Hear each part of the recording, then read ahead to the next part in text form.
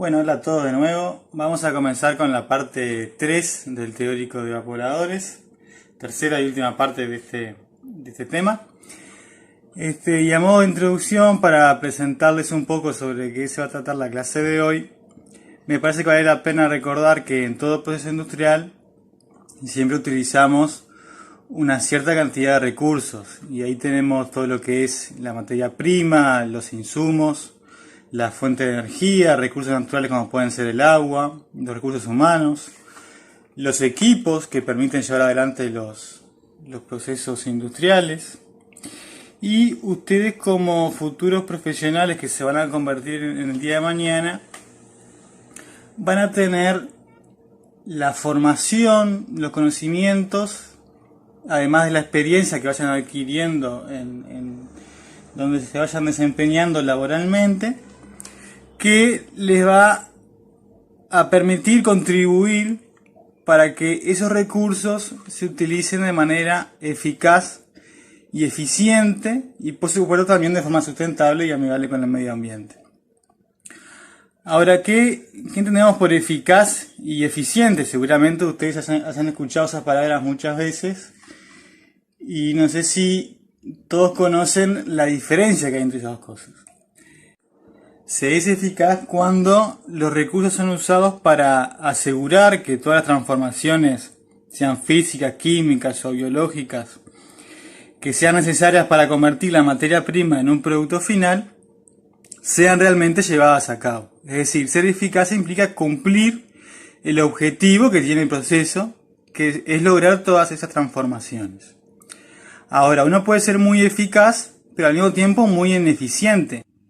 Es decir, podemos lograr llevar adelante todas esas transformaciones, pero usando mucho más recursos de lo que realmente son necesarios. O sea, desaprovechando recursos o derrochando recursos. Entonces la eficiencia es una medida de qué tan bien utilizados están siendo todos esos recursos que son necesarios para llevar adelante el proceso. Y ser muy eficiente implica que con la mínima cantidad de recursos yo pueda lograr llevar adelante mis objetivos de producción en calidad y en cantidad. La operación unitaria de evaporación forma parte de un proceso más complejo, pero en sí misma puede ser vista como un subproceso donde el objetivo es lograr una transformación física en este caso, para transformar un licor diluido en un licor concentrado.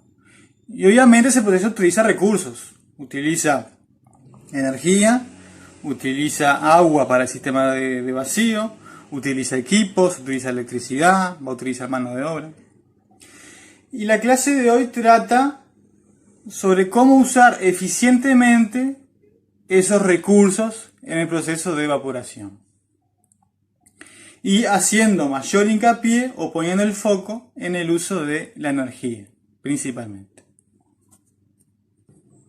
Y si vamos a hablar de cómo mejorar la eficiencia de los evaporadores, lo primero que necesitamos es definir cómo vamos a medir esa eficiencia. Y así tenemos la definición de economía, que en realidad ya la vieron en el práctico el martes pasado.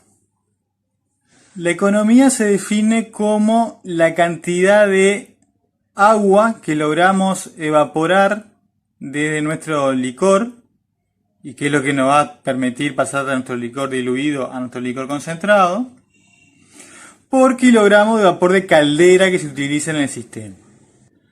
Cada kilogramo de vapor de caldera que yo debo generar tiene su costo asociado. Ahí, aparte de los costos de amortización que pueda tener el sistema de generación de vapor y los costos de tratamiento del agua de reposición en la caldera, el principal costo es el costo del combustible que es necesario quemar en la caldera para generar vapor. Hay algunas excepciones. Algunos ejemplos puede ser, por ejemplo, en las plantas de producción de celulosa, donde ahí tenemos una caldera que quema el licor negro y por tanto no hay que comprar combustible para generar vapor. Ese vapor se genera a alta presión y sobrecalentado, luego se expande una turbina para generar energía eléctrica, y el vapor que sale de esa turbina es el que se utiliza en procesos como la evaporación del licor negro o procesos de secado de la pasta celulosa, más sobre el final del proceso, digamos. Otro ejemplo es la producción de azúcar. Ahí el desecho sólido que queda luego de la extracción del jugo de caña se quema en las calderas y ahí también se genera vapor y con una turbina se genera energía eléctrica.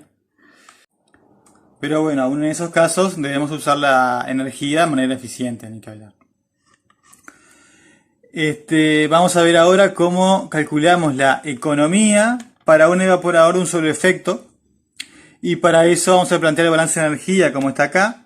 Como ven, está aplicado para el caso en el calor de dilución del licor es despreciable. Y acá el calor transferido por balance de energía del lado en que condensa el vapor de calefacción, podemos escribirlo como el consumo de vapor de caldera por el calor que cede cada kilogramo de vapor de caldera al condensarse en la unidad de calentamiento del evaporador. E igual a lo que ustedes ya saben del balance que vimos en los videos anteriores. Bien, de acá yo puedo despejar el valor del consumo de vapor de caldera, ¿sí? Paso dividiendo el calor latente de vaporización del vapor de caldera y luego sustituyo ese consumo de vapor en la definición de la economía y obtengo esta expresión que tenemos acá. Si miramos el denominador de esta ecuación, vamos a ver que el F aparece multiplicado por una relación entre un calor sensible asociado al licor diluido, a la temperatura que ingresa el licor diluido y la temperatura que tenemos en la cámara de separación del evaporador, y un calor latente para el vapor de calefacción, y el E está multiplicado por la relación de los calores de vaporización de los vapores formados y el vapor de calefacción. Este término normalmente va a ser muy chiquito, debido a que el calor de vaporización del agua es muy grande y por tanto TF tendrá que ser muy distinto de la temperatura T para que este término sea apreciable. Por otro lado, si bien el calor de vaporización del agua varía con la temperatura, con la presión, esa variación no es tan grande, entonces este término normalmente va a ser parecido a 1. Eso quiere decir que este primer término es despreciable frente a este segundo y a su vez este cociente lo puedo aproximar a 1. Por tanto, la economía que me va a quedar E sobre E, o sea, parecido a 1. Esto es despreciando este término de calor sensible y despreciando la variación del calor de vaporización con la temperatura.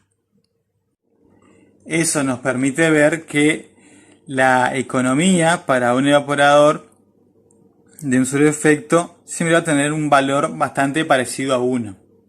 Podrá ser levemente inferior a 1 o algo inferior a 1 o mayor, dependiendo de cómo sea el valor de TF en relación a T.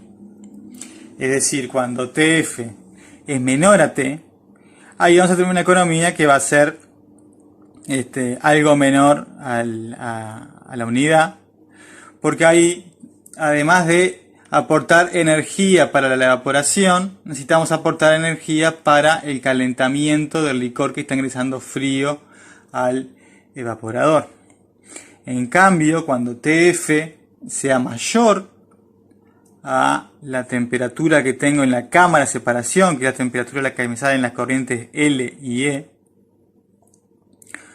ahí este término va a ser negativo, porque TF es mayor a T. Entonces, si este término lo paso para el otro lado, me va a quedar positivo, y esa ecuación que me estaría diciendo que de toda la energía necesaria para la evaporación del solvente, una parte va a provenir de la propia entalpía que ya tiene la alimentación por estar caliente. O sea, parte de esa energía me la va a ceder el propio licor diluido, y el resto que necesito para lograr esa evaporación, lo vamos a tener que aportar nosotros con vapor de calefacción. Entonces, en ese caso, la economía va a ser algo mayor a 1. Es decir, voy a lograr evaporar más agua de la que necesito condensar en la unidad de calentamiento. Esto ya lo vieron un poco en uno de los ejercicios del práctico del otro día. Pero con lo que quiero que se queden ahora es con esta frase de acá, con este número grueso y que se lo retengan en la memoria. Que dice que en un evaporador de simple efecto, por cada kilogramo de agua que se evapora desde el licor, se consume aproximadamente 1 kilogramo de vapor de caldero. Ahora bien, ese vapor formado, si yo lo condenso, tiene la capacidad para liberar prácticamente la misma energía que libera el vapor de caldera al condensarse. ¿Sí? Porque los landas son muy parecidos. Ahora, si yo ese vapor simplemente lo condenso, por ejemplo en un barométrico, y lo desecho, estoy desaprovechando totalmente esa energía. Además de que estoy utilizando agua de enfriamiento para condensar ese vapor. Es decir, ahí estamos utilizando de manera ineficiente los recursos de energía y los recursos de agua. Esa energía que se necesita disipar para condensar ese vapor, yo la podría haber utilizado en algún proceso que requiera aporte de energía. Por ejemplo, la misma evaporación que requiere el aporte de energía. Y de esa manera no estoy utilizando un recurso de agua de enfriamiento. Las operaciones sanitarias como la evaporación, la destilación, el secado, son muy intensivas en lo que a uso de energía se refiere, es decir, son operaciones unitarias que utilizan mucha energía. Por tanto, en el caso de la evaporación, durante su desarrollo y evolución, se han ido buscando y desarrollando nuevas tecnologías y disposiciones que busquen hacer un uso más eficiente de la energía. Todas estas diferentes tecnologías y disposiciones consisten en recuperar total o parcialmente la energía disponible en este vapor formado. La cuestión es que muchas veces es un vapor que está a baja temperatura, a baja presión. Por tanto va a condensar a una temperatura bastante baja. Entonces el desafío ahí es cómo lograr obtener los potenciales para transferencia de calor adecuados que me permitan que el calor se transfiera en el sentido que nosotros deseamos. Es decir, que vaya desde el vapor que nosotros vamos a condensar hacia el proceso que requiere energía. Entonces las diferentes tecnologías que vamos a ver se diferencian entre sí en eso, en cómo logran obtener los potenciales térmicos adecuados y así recuperar la energía de un vapor cuyo nivel térmico no es muy alto. Bueno, y las diferentes tecnologías que vamos a ver son las que tienen allí. El uso de múltiples efectos, que es lo que vamos a ver en este video. Y ya en los videos siguientes vamos a ver recompresión de vapor. Acá lo que se hace es aumentar la presión de los vapores formados para que condensen a mayor temperatura. Y esa compresión se puede hacer de manera mecánica, o sea, usando compresores mecánicos, o hacer termocompresión usando eyectores o termocompresores. En el primer caso, la tecnología se llama MBR, por sus siglas en inglés, de recompresión mecánica de vapores. Y en el segundo, TBR, por sus siglas en inglés, recompresión térmica de vapores. Otra alternativa, sobre todo a la recompresión mecánica, cuando necesitamos temperaturas de ebullición muy bajas, es el sistema con bomba de calor. Y vamos a comenzar viendo los evaporadores de múltiples efectos. Y acá en la imagen tienen un evaporador que, como ven, tiene 4 cuerpos que pueden ser de tubos verticales largos y circulación natural o circulación forzada. No alcanzo a ver por la foto, pero no importa. Y estos cuerpos están dispuestos en 4 efectos. Supongamos que si la disposición es cocorriente, el licor diluido va a ingresar a este primer efecto. Luego el licor parcialmente concentrado que sale de este efecto ingresa al siguiente. Ahí se da una evaporación adicional. Luego pasa al siguiente, continúa la evaporación y el producto concentrado final va a salir del último efecto. Fíjense qué pasa ahora con las corrientes de los vapores. El vapor formado en este primer efecto se envía a la unidad de calentamiento del segundo efecto. Es decir, el vapor que se forma acá se utiliza como fluido calefactor en este segundo efecto y a su vez eso permite evaporar más agua en este segundo efecto y esa agua evaporada a su vez se envía a la unidad de calentamiento del siguiente efecto donde va a continuar evaporando más agua al ceder su calor latente. Esa evaporación adicional de este otro efecto también se utiliza como fluido calefactor en un efecto siguiente y finalmente en último efecto los vapores formados son enviados a un condensador para generar así el vacío necesario. Entonces pueden ver que la idea del uso de múltiples efectos es que los vapores formados en cada efecto se envíen a la unidad de calentamiento del efecto siguiente para que condensen y así sean esa energía para evaporar más agua. Para que eso sea posible, la temperatura a la que condense ese vapor en la unidad de calentamiento tiene que ser mayor a la temperatura a la que sea la ebullición en este otro efecto. Es decir, en cada efecto la presión de ebullición tiene que ser mayor a la presión de ebullición del efecto siguiente. Es decir, la presión de ebullición acá va a ser mayor que en este y a su vez esta mayor que este y el último efecto va a ser el que va a estar a menor presión. La forma de asegurar ese gradiente de presiones es haciendo vacío en el último efecto y la presión en los efectos siguientes se van a acomodar de modo tal que en estado estacionario todo el vapor que se forma en un efecto se condense en la unidad de calentamiento del efecto siguiente. Y esto hace que recuperemos la energía de los vapores formados en todos los efectos, salvo en el último, porque en el último sí, los vapores formados los vamos a tener que enviar a un condensador y esa energía va a ser disipada por agua de enfriamiento sin aprovechamiento de esa energía. Bueno, acá se resume todo lo que estuve hablando antes. Y acá vamos a hacer un análisis rápido para sacar algunos números gruesos. Y vamos a comenzar aceptando la aproximación de que en cada efecto, cada kilogramo de agua que se condense en la unidad de calentamiento va a evaporar aproximadamente 1 kilogramo de agua desde el licor. Esta aproximación podemos deducirla a partir de lo que ya en realidad ya habíamos visto, del balance de energía para cada efecto, donde habíamos demostrado que la relación entre el agua evaporada y el vapor que se condensa en la unidad de calentamiento podíamos aproximarlo a la unidad.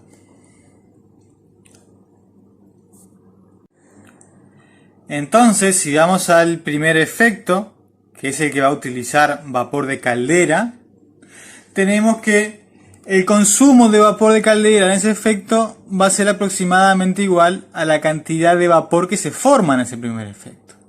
A su vez, en el segundo efecto, la cantidad de vapor que va a condensar en la unidad de calentamiento, que va a ser E1, va a ser aproximadamente igual a la cantidad de vapor que se forma en ese segundo efecto.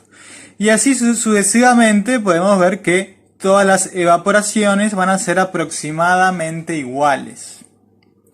Por tanto, si queremos evaluar la economía global para el evaporador de múltiples efectos, tenemos que hacer el cociente entre el total de agua evaporada desde el licor, que va a ser la sumatoria de las evaporaciones que se logran en cada uno de los efectos, sobre el consumo de vapor de caldera que tiene lugar únicamente en el primer efecto.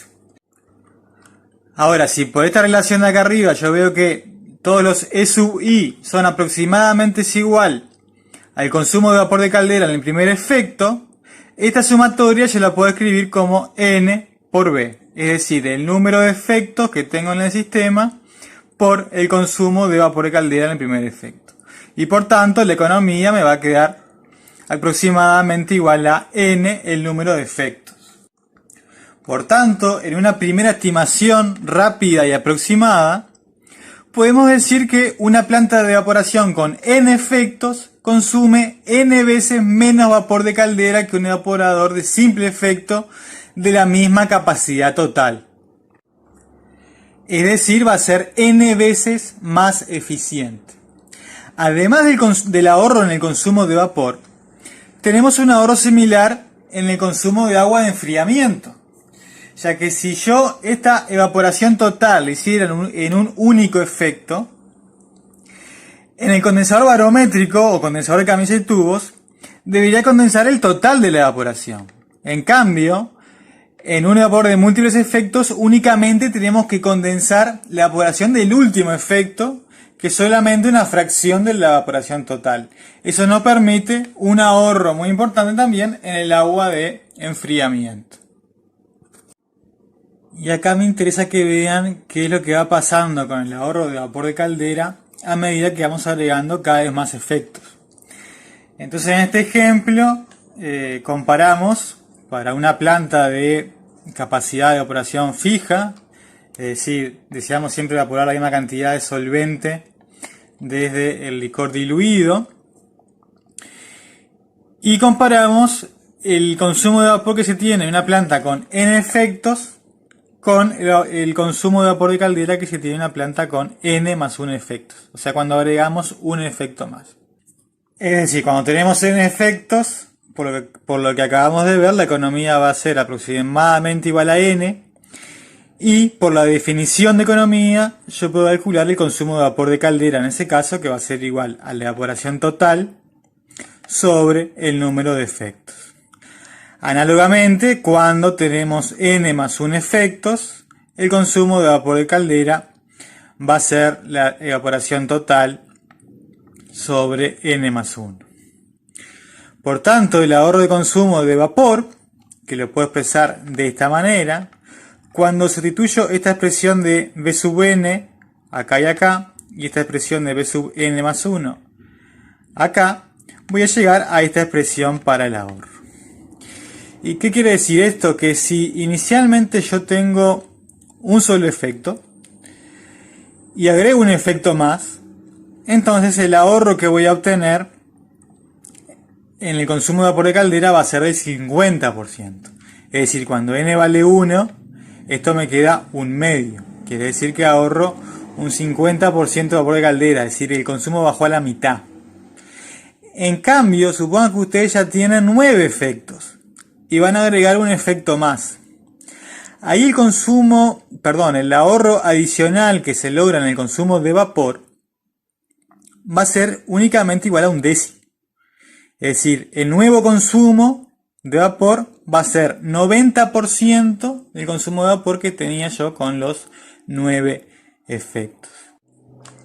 Entonces el mensaje que quiero dar con esta transparencia es lo que está escrito acá abajo, que dice que el ahorro adicional de vapor que se obtiene al agregar un efecto más disminuye a medida que el número de efectos se hace cada vez más grande.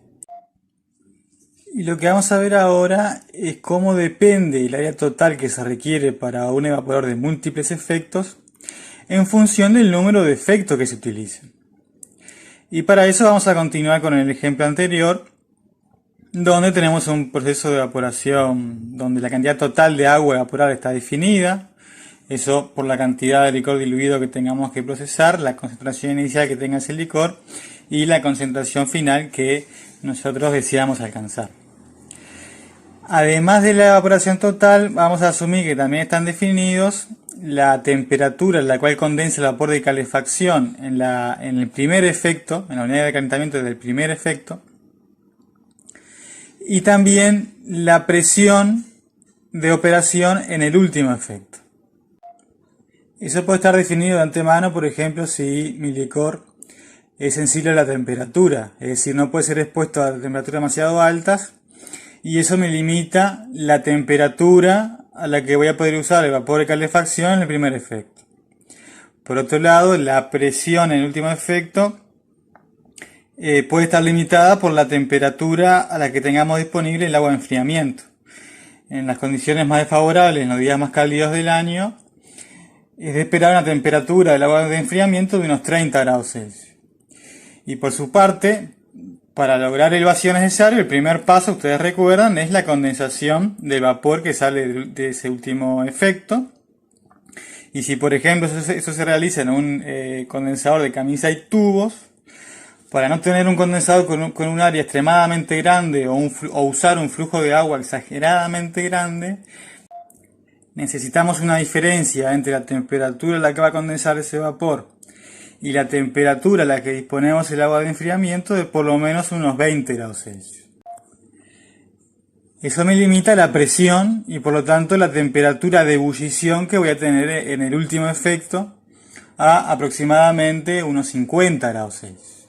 Al tener esas temperaturas definidas, independientemente de cuál vaya a ser el número de efectos que utilicemos en el evaporador, vamos a definir el potencial total como la diferencia entre la temperatura en la que condensa el vapor de caldera en la unidad de calentamiento del primer efecto menos la temperatura a la que está en ebullición el licor en el último efecto. Ese va a ser nuestro potencial total.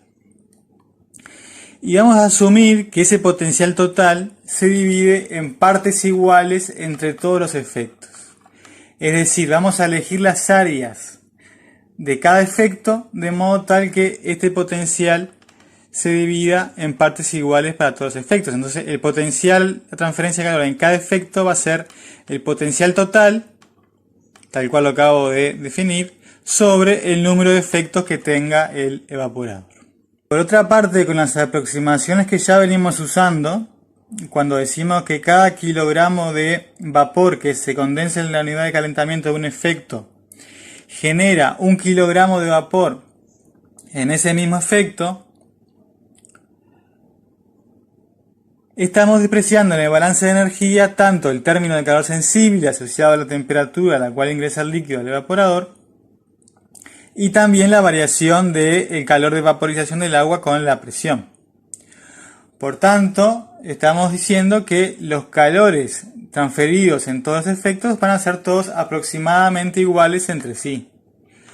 O sea, el calor transferido en cada efecto yo lo puedo escribir de forma aproximada como la evaporación que tenga ese efecto por el calor de vaporización que lo estoy considerando constante. Y a su vez dijimos que la evaporación que se logra en cada efecto son todas iguales entre sí, por tanto lo puedo escribir como la evaporación total sobre el número de efectos. O lo que es lo mismo, el calor transferido en cada efecto yo lo puedo escribir como la sumatoria de todos los calores de todos los efectos, o sea el calor total, sobre el número total de efectos que tengamos. Y acá vamos a hacer una aproximación adicional, y es que vamos a considerar que el coeficiente global de transferencia de calor es igual en todos los efectos y que además no depende del valor de n, o sea del número de efectos total que tengamos en el evaporado. Eso en algunos casos puede ser una aproximación, la verdad no muy buena. Por ejemplo, si el sistema múltiple efecto tiene disposición en cocorriente, eso implica que los primeros efectos utilizan el licor cuando está más diluido y más caliente, mientras que los últimos efectos manejan el licor cuando está más frío y más concentrado. Por tanto, los últimos efectos van a manejar el licor cuando tiene una viscosidad mucho más grande que al inicio. Por tanto, debe esperar que el coeficiente global de transferencia de calor en esos últimos efectos sea bastante más bajo que el coeficiente global de transferencia de calor que se tiene en los primeros efectos. Por otra parte, para muchos evaporadores, ya hemos visto que el coeficiente global de transferencia de calor depende fuertemente del potencial de transferencia de calor, principalmente en los evaporadores de circulación natural, como pueden ser los de tubos verticales cortos o de tubos verticales largos con circulación natural. Entonces fíjense que al aumentar n, por esta ecuación de acá, dado que el delta T total ya está fijo y no depende del valor de n, si yo aumento n, estoy disminuyendo el potencial de transferencia de calor que tengo disponible en cada efecto.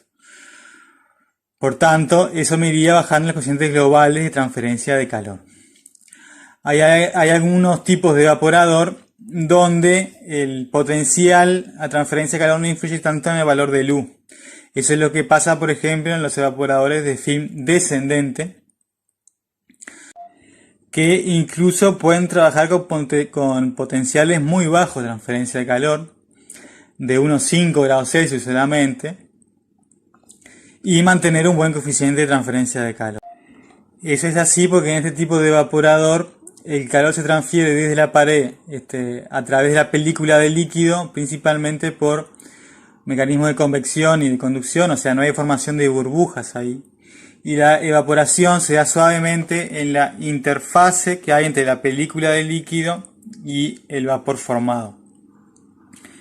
En cambio, fíjense que, por ejemplo, cuando vimos ebullición en estanque, con un sobrecalentamiento a una temperatura de exceso de 5 grados Celsius, ni siquiera llegábamos a la ebullición incipiente todavía. O sea, estamos todavía en la zona que correspondía a convección natural con únicamente transferencia de calor sensible. Entonces, en los evaporadores de circulación natural, donde la formación de burbujas de vapor es esencial para bajar la densidad de la mezcla y que de esa manera fomentar el desarrollo de la circulación natural, es fundamental tener potenciales para transferencia de calor más altos. Pero bueno, sin dejar de tener presente que esta aproximación puede ser bastante gruesa en algunos casos, vamos a continuar con nuestro análisis simplificado considerando un U constante. Y ahí lo que vemos es que con esa aproximación nos queda que el área de transferencia de calor que requiere cada efecto va a ser constante. Es decir, todos los efectos van a tener igual área y además, si yo agrego más efectos, eso no modifica el área que debe tener cada efecto individualmente. Eso lo vemos acá. Porque fíjense que el área que requiere cada efecto va a ser el calor que va a transferir ese efecto sobre el coeficiente global de transferencia de calor que tiene por el potencial a la transferencia que tenemos para ese efecto individualmente. Ahora, por esta ecuación de acá arriba, el Q sub I lo puedo escribir como el Q total sobre N, y el delta T que tengo en cada efecto también lo puedo escribir como el delta T total sobre N. Entonces los N se me van y me quedan esta expresión que está acá, donde el calor total está definido por la evaporación total que necesito lograr en el sistema de evaporación. Eso está definido independientemente del número de efectos. Y aparece también el potencial total, que tampoco depende del número de efectos. Y el cociente global, que por la aproximación que hicimos es constante. Entonces el área total del evaporador completo, con todos los efectos, va a ser la sumatoria de las áreas de cada uno de los efectos, y como dijimos que son todas iguales, esta sumatoria va a ser igual al área que tiene cada efecto multiplicado por el número de efectos. Entonces lo que quiero que vean acá es cómo varía el área total a medida que aumentamos el número de efectos. Supónganse que yo inicialmente digo, bueno, voy a hacer este proceso de evaporación únicamente con un efecto. Ahí voy a necesitar un único cuerpo cuya área va a ser igual a esto que está acá. Si yo en cambio digo, voy a hacer esto con dos efectos, necesito comprar otro cuerpo más idéntico al anterior. O sea, el evaporador me va a costar el doble aproximadamente. Y si lo hago con tres efectos, me va a costar el triple de lo que me costaría si lo hiciera un efecto, y así sucesivamente. O sea, quiero que vean que aproximadamente, por este análisis que hicimos, el área total y por tanto el costo total del evaporador es directamente proporcional al valor de N. Entonces, con lo que tienen que quedarse de este análisis rápido que hicimos para sacar estas relaciones aproximadas, es que desde un punto de vista económico existe un número óptimo de efectos para cada aplicación. Esto es así porque a medida que aumentamos el número de efectos, van a disminuir los costos de operación debido a que se disminuye el consumo de vapor de calefacción en el primer efecto y también el consumo de agua de enfriamiento para condensar los vapores del último efecto. Esta disminución en los costos operativos es rápida al inicio y a medida que va aumentando el número de efectos se va enlenteciendo esa disminución en los costos operativos. Y por otra parte, a medida que aumentamos el número de efectos, también van aumentando de forma más o menos proporcional los costos de inversión inicial que se requieren para la compra e instalación de esos efectos y también los costos de mantenimiento. Por tanto, va a haber un óptimo. Bueno, y acá les dejo planteadas algunas preguntas para que las vayan pensando. La primera de ellas, todas refieren a qué sucede con el número óptimo de efectos en diferentes situaciones. La primera, en el caso en que deben manejarse licores corrosivos que requieren materiales especiales para la superficie de transferencia de calor. Eso sucede así, por ejemplo, a veces en la industria de alimentos. Lo más común es que los evaporadores estén construidos en acero inoxidable 304 o 316. Pero en algunos casos se requieren materiales más caros, como pueden ser 904L, también níquel, incluso grafito. Eso encarece el equipo por unidad de área de transferencia de calor. Esa es la primera pregunta. La segunda pregunta es qué pasa con el número óptimo de efectos si el costo del combustible que se usa en la caldera aumenta, o sea, si sale más caro producir vapor de calefacción. La tercera pregunta es qué sucede con el número óptimo de efectos en el caso de que disminuya la diferencia entre la temperatura entre el vapor de calefacción y la temperatura de ebullición en el último efecto. Es decir, cuando ese potencial total que definimos nosotros disminuye.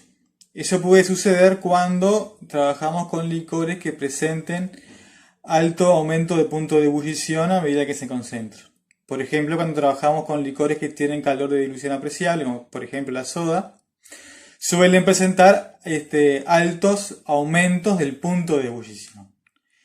Entonces, manteniendo igual presión en el último efecto, el aumento del punto de ebullición va a hacer que disminuya ese potencial total.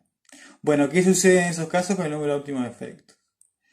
La siguiente pregunta es qué sucede cuando disminuye el coeficiente global de transferencia de calor de los efectos. Y por último, ¿qué pasa cuando la capacidad de la planta de evaporación aumenta? Es decir, cuando aumenta la cantidad de agua total que debemos evaporar desde el licor por unidad de tiempo. O sea, cuando cambia la escala de producción. Para ir conectando estas preguntas, yo le preparé este gráfico que correspondería al caso base que vamos a utilizar como referencia. Vamos primero a entender bien qué es lo que está graficado ahí. La curva verde representa el ahorro adicional económico que yo logro al agregar un efecto más, y ese ahorro se da a deber a un menor consumo de vapor de calefacción y de agua de enfriamiento. Entonces, por ejemplo, si yo originalmente tengo un solo efecto y yo voy a agregar un efecto más, el ahorro que voy a tener en los costos de operación va a ser igual a este valor de acá. En cambio, si yo ya tengo dos efectos y voy a agregar un tercero, el ahorro adicional que voy a tener al agregar ese tercer efecto va a corresponder a este valor de acá. Y así sucesivamente. Si tengo tres efectos y voy a agregar un cuarto, el ahorro adicional que logro por agregar ese cuarto efecto va a corresponder a este valor de acá. La curva en rojo representa el costo adicional que implica agregar un efecto más. O O sea, el costo de inversión inicial que me implica agregar ese otro efecto, además de los costos de mantenimiento. Por supuesto, como son costos fijos, deben estar amortizados en el tiempo. Entonces vamos a analizar qué pasa en esta zona donde se intersectan las dos curvas.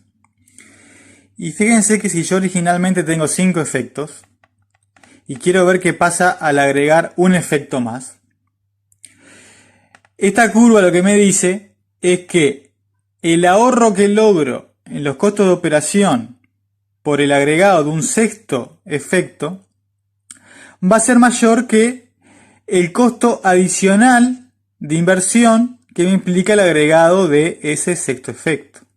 Es decir, me está diciendo que me conviene utilizar 6 efectos en lugar de 5. En cambio, cuando yo ya tengo 6 efectos, esta gráfica me dice que el ahorro que yo tendría en los costos de operación por agregar un efecto más van a ser menores al costo adicional de inversión que implica agregar ese efecto más. Por tanto, acá me conviene quedarme con 6 efectos, como estoy, y no pasar a 7 efectos. Eso es para que se entienda bien cómo usar el gráfico. En cuanto a la forma de la curva verde y la curva roja, bueno, esta verde, por lo que vimos antes, teniendo en cuenta que el principal costo de operación es el de vapor de calefacción, vimos que en las transferencias anteriores el consumo, o mejor dicho, el ahorro adicional que se lograba en el consumo de vapor al agregar un efecto más era directamente proporcional a 1 sobre n más 1. Por eso que esta curva verde es decreciente. Es proporcional al inverso de n más 1. En cambio, la curva roja es horizontal porque vimos que el área de todos los efectos iba a ser aproximadamente igual en todos ellos y no dependía del número total de efectos que yo tuviera. O sea, cuando tengo que agregar un efecto, básicamente tengo que comprar un cuerpo de evaporador más igual a lo que ya tengo. Y bueno, vamos a usar ahora este gráfico para responder cada una de las preguntas que habíamos planteado antes. Y vamos a comenzar con la primera, que era aquella que me decía que manejábamos un licor corrosivo y necesitábamos usar materiales de construcción para el evaporador especiales que por tanto iban a ser más caros que lo que resultan cuando usamos materiales comunes. Y ahí lo que va a suceder es que el costo de inversión de cada cuerpo de evaporador me va a aumentar. Por tanto, la nueva curva roja va a estar por encima de la que tenía antes. Y por tanto, esta intersección se me va a dar antes. Y si antes mi número óptimo de efectos eran 6, en este caso el número óptimo de efectos va a ser 4.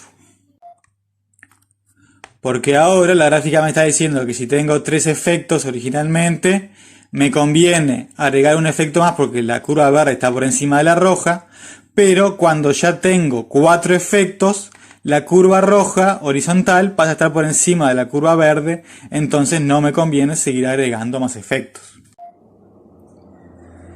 Vamos a ver ahora qué pasa cuando aumenta el costo del combustible que se usa en la caldera para generar vapor, que era la segunda pregunta. Entonces volvemos a nuestro caso base de referencia, el gráfico que teníamos antes, y lo que va a pasar ahora es que la curva verde se va a desplazar hacia arriba, ya que para una misma cantidad de vapor ahorrado, supónganse en toneladas por año, el ahorro en dinero, en dólares por año, ese va a ser mayor porque cada kilo de vapor tiene un costo mayor. Por tanto, la nueva curva verde sería, por ejemplo, la que está ahí. Y ahí vemos cómo el número óptimo de efectos se incrementó en este ejemplo desde un valor de 6 hasta un valor que está entre 8 y 9 efectos.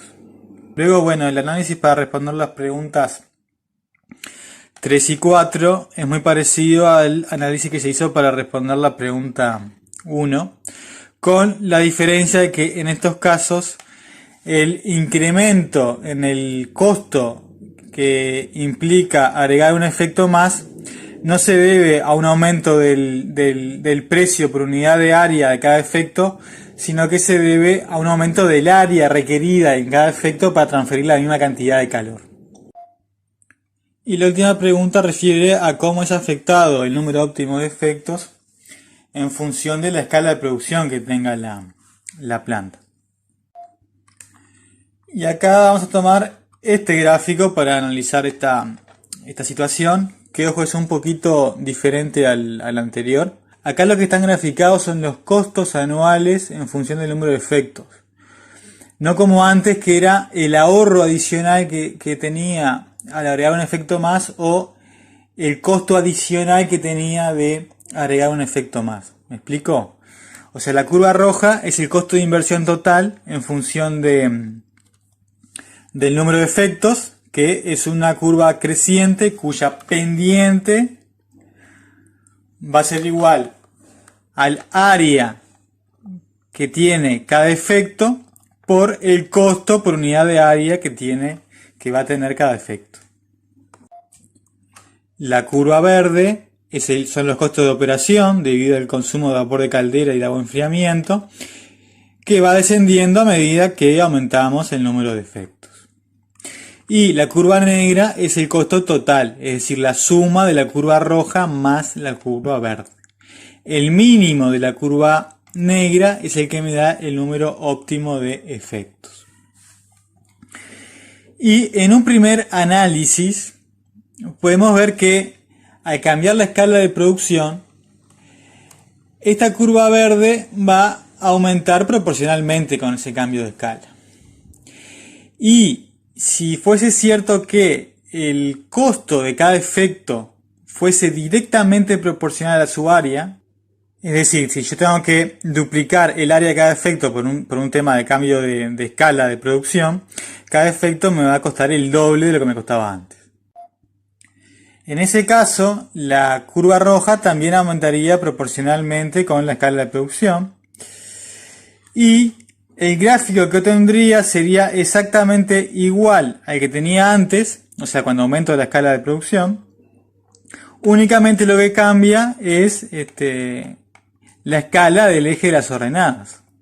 Pero el número de efectos en el que se alcanza el óptimo, eso no va a cambiar. Eso bajo ese supuesto de que los equipos tienen un costo directamente proporcional a su capacidad. Pero en la realidad existe lo que se llama economía de escala. Y la relación que existe entre el costo de un equipo y su capacidad va disminuyendo a medida que va aumentando la capacidad del equipo. Esto a lo mejor se ve más claro, a lo mejor tomando como ejemplo un tanque de almacenamiento construido en acero inoxidable. El costo que va a tener ese tanque va a ser proporcional a la masa de acero que se necesite para construirlo. Y su capacidad está dada por su volumen. La masa de acero que se necesite para construir ese tanque va a ser más o menos proporcional a la superficie del tanque y no al volumen. Y la relación superficie del tanque a volumen va disminuyendo a medida que el tanque va aumentando su capacidad, es decir, su volumen. Y eso sucede con todos los equipos industriales. En general, a mayor capacidad, menor relación entre el costo y capacidad. Y esto hace que cuando nos construyamos este nuevo gráfico, cambiando la escala del eje de las ordenadas por un factor de 100 en este ejemplo, si bien la curva verde no se va a modificar porque los porcentajes de ahorro no se han modificado por el cambio de escala de producción, la curva roja, que representa los costos de inversión de los equipos, sí va a cambiar. Y su pendiente va a disminuir, y eso va a hacer que el mínimo en la curva negra se alcance más a la derecha, o sea, para un número de efectos mayor. Esto quiere decir que a medida que aumenta la escala de producción, más vale la pena hacer inversiones de capital para reducir después los costos de operación, ya que con una escala de producción alta esas inversiones se pueden recuperar más rápidamente en el tiempo. Y esto hace que las plantas grandes sean mucho más eficientes que las plantas chicas. Y acá aplica eso, el pez grande se come el pez chico. Si yo tengo una empresa chiquita y se me instala una empresa que me va a competir y es mucho más grande que yo, seguramente esa empresa me va a sacar del mercado porque va a poder producir con un costo por unidad de producto mucho menor al que yo puedo producir y por tanto va a ofrecer los mismos productos a un precio mucho menor del que yo puedo ofrecer. Y volviendo a esto de que cuanto más grandes son las escalas, más eficientes son los sistemas. En el caso de los evaporadores, cuando se requieren capacidades de evaporación pequeñas, digamos a una menor a unas 3.000 litros por hora de agua evaporada, se utilizan sistemas de un solo efecto, o sea, poco eficientes, digamos. En cambio, para escalas ya mucho mayores, se pueden llegar a ver plantas con 7 u 8 efectos. Y bueno, este primer video de la parte 3 del teórico de evaporadores vamos a dejarlo por acá porque si no va a quedar demasiado largo para después subirlo a YouTube.